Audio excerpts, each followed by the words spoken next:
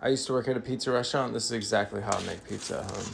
Pizza at a restaurant is really expensive, and honestly, they turn out better than restaurant pizzas. I'm gonna use this Paisano pizza oven because it was a gift, but usually I just use my oven. Make sure you have a pizza stone, or even better yet, you want a pizza steel. Name of the game with pizza is heat, so you'd want to put something like that on the bottom rack. And you'd also want to max out your oven. This pizza oven says it gets up to 800, so we're gonna test it out. I don't think I'm gonna crank it all the way full because I've seen people burn their pizzas, so I'm probably gonna do it at like 600.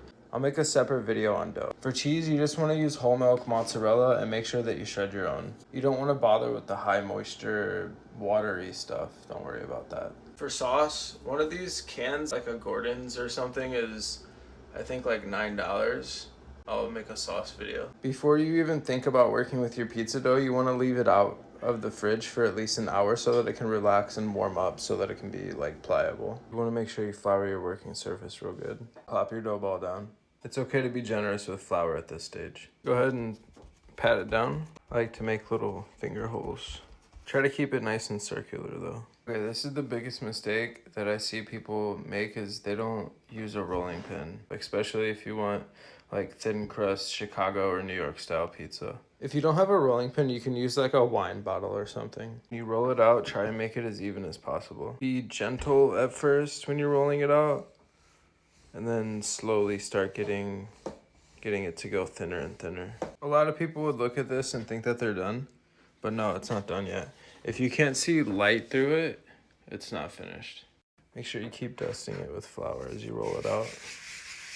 The roller method kind of eliminates user error. People mess up by making the dough too thin in the center.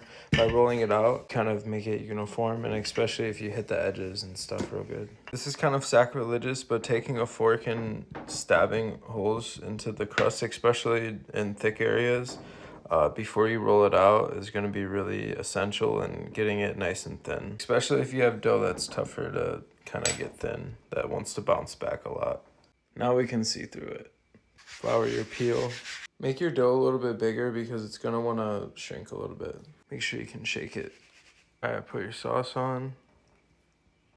This is probably more sauce than most people. I usually order heavy sauce.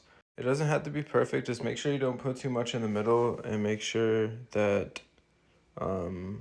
you have clear edges. I fixed it. At this point, you want to shake and make sure that you can shake this pizza off the peel. Mine's having a hard time, so I'm gonna add some flour. All right, you want to be able to shake it like this. Next, add your cheese and just make sure that you don't, put it over the crust, but also make sure that you put it all the way out to the sauce. You just don't want it leaking over when you cook the pizza. And to finish it off, you want a little sprinkle of some oregano. I use Italian seasoning because that's what I have, but oregano works best.